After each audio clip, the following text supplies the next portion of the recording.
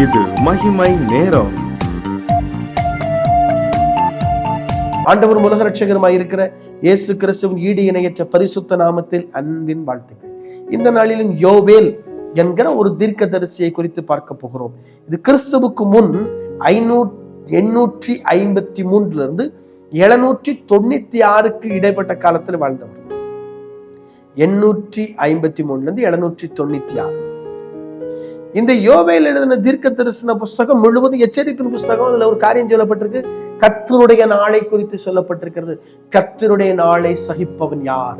அவர் வரும்போது அந்த நாளை சகிப்பவன் யார்? 2ஆம் வருகை குறித்து இங்கே யோவேல் எழுதின தீர்க்க தரிசனத்திலே மிகவும் தெளிவாக இங்கே எழுதப்பட்டிருக்கிறது. இயேசு கிறிஸ்துவனுடைய 2ஆம் வருகை குறித்து இங்கே யோவேல் எழுதின தீர்க்க தரிசி மிகவும் தெளிவாய் அவர் சொல்லுகிறதை நாம் பார்க்க முடியும். இங்கே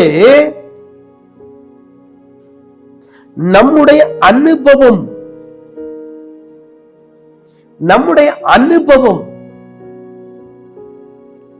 எப்படி இருக்கிறது?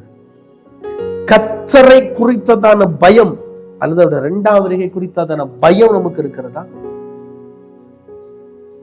எப்படி வேணாலும் வாழலாங்க, இயேசுநாதர் மன்னிப்பார். எப்படி வாழுங்க, அவர் மன்னிக்க தயப்படுத்த ஆண்டவர். பைபிள் அப்படி சொல்லலையே, பாவத்தின் சம்பளம் மரணம்னு சொல்லுது. பாவத்தின் சம்பளம் மரணம். இன்னைக்கு இந்த கிறிஸ்துவனுடைய தீர்க்கதரிசி யோவேல் கிறிஸ்துவனுடைய 2ஆம் வருகை குறித்து ரொம்ப தெளிவா எழுதுறார். அந்த நாளை சகிப்பவன் யார்? அதை யாராலும் சகிக்க முடியாது. ஏன்னா he is a judge of judgments. அது நியாய தீர்ப்பின் நாள். அன்னைக்கு ஆண்டவர்கிட்ட போய், ஆண்டவரே மன்னிச்சுக்கிடுங்க, தெரியாம பண்ணிட்டேன், இது ஒரு தடவை மன்னிச்சுக்கிடுங்க, நோ சான்ஸ், வாய்ப்பு இல்லைங்க. நியாய தீர்ப்பின் நாள். இன்னைக்கு நம்முடைய அனுபவங்கள் எப்படி இருக்கிறதுன்னு யோசித்து பார்க்கணும். தீர்க்கதரிசியானவன் கர்த்தருடைய வார்த்தையை ஜனங்களுக்கு சொல்லும் போது ஜனங்கள் அதை கேட்டு கீழ்ப்படிய வேண்டும். இன்னைக்கு கர்த்தருடைய வார்த்தை கீழ்ப்படுறீங்களா? இன்னைக்கு மனுஷ வார்த்தைக்கு தாங்க அதிகம் நம்ம கீழ்ப்படுறோம். மனுஷன்ட்ட அதிக ஆலோசனை. எந்த தீர்க்கதரிசி மனுஷன்ட்ட ஆலோசனைக்கு போனதாக நம்ம எல்லா தீர்க்கதரிசியும் பார்த்தோம். ஏசாயா, எரேமியா, எசேக்கியேல், எலியா, எலிசா, இப்ப யோவேல் பார்த்து கொண்டிருக்கோம். இந்த தீர்க்கதரிசிகள் மனுஷன்ட்ட போய் ஆலோசனை கேட்டாங்களா? கர்த்தர் இப்படி சொல்லி இருக்கிறாரு, நான் என்ன செய்யலாம் கேட்டாங்களா? கேட்கலையே. கர்த்தர் சொன்னது அப்படியே செய்தாங்களே. இன்னைக்கு மனுஷருடைய ஆலோசனை அநேகர் தேவைதான். மனுஷருடைய ஆலோசனை கேட்கணும், நான் இல்லைன்னு சொல்லல. மூத்த வீட்டு ஆலோசனை கேட்கணும், இல்லைன்னு சொல்லல. ஆனாலும் கர்த்தருடைய ஆலோசனையை புறம்பே தள்ளி கர்த்தரிடத்துல ஆலோசனை கேட்காமல் மனுஷருடைய ஆலோசனை கேட்டு மனுஷருடைய ஆலோசனைக்கு முக்கியத்துவம் கொடுத்தீர்களானால் நீங்கள் கர்த்தரோடு போர் புரிகிறவர்கள். மாற்றுக்கிறதே கிடையாது. ஒரு ஆள் ஒரு ஆலோசனை கொடுக்காரா, அந்த ஆலோசனையை கேட்டு கர்த்தரிடத்துல போகணும். இந்த ஆள் ஆலோசனை கொடுத்திருக்காரு, ஆண்டவரே இது என்ன ஆலோசனை, இது சரியான ஆலோசனையா? ஒரு அம்மா ஒரு வீட்டுக்கு ஜெபம் பண்ண போனாங்க. அந்த அம்மா சொல்லிச்சு, போய் உனக்கும் உன் கணவனுக்கும் சண்டை வர போதுன்னு கர்த்தர் சொல்றாரு. அவ்வளவுதான், முடிஞ்சு போச்சு. வைஃபு கணவன்கிட்ட பேசவே இல்லை. என்னன்னு கேட்டா, தீர்க்கதரிசி அம்மா வந்து சொல்லிட்டு போச்சு அப்படி. கவனம் கவனம். கர்த்தரோட பேச மாட்டார், கர்த்தர் இப்படி சொல்ல மாட்டார். தெரிந்து கொள்ள வேண்டும். இன்னைக்கு சில குடும்பங்களை உடைப்பதற்கென்று அல்ல சில குடும்பங்களிலே பிளவை உண்டாக்குவதற்கென்று பிசாசு மனிதரை பயன்படுத்துவார். இன்னைக்கு அநேக குடும்பங்கள், ஊழியர்கள் குடும்பத்துல கூட அது இருக்குங்க. ஊழியர்கள் குடும்பத்துல கூட அது இருக்கிறது. பிளவை உண்டாக்கும்படி பிசாசு மனிதர்களை உருவாக்குவார். நினைச்சுவாங்கன்னா ஊழியரை குறித்ததான தவறான ஒரு எண்ணத்தை இல்ல, உலக ஆசைய இப்படி இருக்கணும், அவங்க அப்படி இருக்கிறாங்க, இப்படி இருக்கணும், அப்படி இருக்கணும் சொல்லிட்டு போயிடுவாங்க.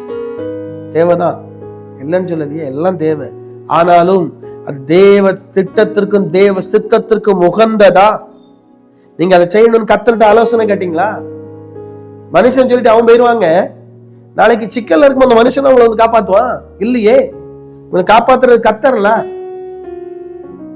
அவருடைய ஆலோசனை புறம்பே தள்ளி மனுஷனிடத்துல மட்டும் ஆலோசனை கேட்டீங்க அப்படின்னா கர்த்தருடைய நாளை உங்களால் சகிக்க முடியாது. தெரிஞ்சுக்கணும். இந்த மனுஷனிடத்து ஆலோசனை கேட்க கேட்க கேட்க கேட்க கர்த்தருடைய ஆலோசனையை நீங்க எவ்வளவு நேரம் ஜெபம் பண்ணாலும் சரி, எவ்வளவு நேரம் நீங்க பைபிள் வாசித்தாலும் சரி, இல்ல நீங்க பெரிய ஆளை யாராய் இருந்தாலும் சரி, அதை பத்தி கவலை இல்லைங்க. மனுஷருடைய ஆலோசனைக்கு முக்கியத்துவம் கொடுப்பீர்களானால் கர்த்தர் உங்களுக்கு தூரமாய் இருப்பார். நல்லா தெரிஞ்சுக்கணும். இன்னைக்கு சிலர் இருக்கிறாங்க, அவங்களுக்கு ரோல் மாடல் இயேசுநாதர் கிடையாது. கிறிஸ்தவங்களுக்கு அவர் நடத்தினார், இவர் நடத்தினார், அவர் எங்களுக்கு ரோல் மாடல், அவங்கதான் எங்களுக்கு முன்மாதிரி, அவங்கள மாதிரி நாங்க வாழணும். இயேசு மாதிரி வாழ படிங்க. அவங்கள பரலோகத்துக்கு கூட்டு போக முடியும் இல்லையே. உங்களை பரலோகத்துக்கு அழைத்து செல்வது இயேசு கிறிஸ்து. மனுஷனை என்னைக்கு ரோல் மாடலா வச்சீங்க அப்படின்னா, அது மனுஷருடைய வார்த்தைக்கு முக்கியத்துவம் கொடுத்தீங்க அப்படின்னா இயேசு உங்களுக்கு தூரமாய் இருப்பார். யோசித்து பார்க்கணும். இன்னைக்கு நம்முடைய அனுபவம் எப்படி இருக்கிறது? யோபேல் தீர்க்கதரிசி கர்த்தருக்கு முக்கியத்துவம் கொடுத்தார். முக்கியத்துவம் கொடுத்தவருடைய வார்த்தையை சொன்னார். இன்னைக்கு நீங்கள் யாருக்கு முக்கியத்துவம் கொடுக்கிறீர்கள்? கர்த்தருக்கா, சாதாரண மனிதனுக்கா? கர்த்தருக்கா, சாதாரண மனிதனுக்கா? மனுஷனுக்கு பயப்பட்டீங்க அப்படின்னா கர்த்தர் உங்கள் பட்சத்தில் இருக்க முடியாது. சிந்தித்து பார்ப்போம். தலைகள் தாழ்த்தி ஜெபிப்போம். அன்பின் ஆண்டவரே, உமக்கு ஸ்தோத்திரம். நாங்கள் உமக்கு பயப்படுவதற்கு, உமக்கு கீழ்ப்படிவதற்கு எங்களுக்கு உதவி செய்வீராக. வல்லமையானவர், மகத்துவமானவர், பெரியவரோடு மாறும் என்னுடைய வாழ்க்கையில எல்லாவற்றையும், எல்லா காரியத்தையும் ஒன்றென்று நடத்துவீராக. இயேசுவின் நாமத்தில் ஜெபிக்கிறோம் பிதாவே, ஆமென்.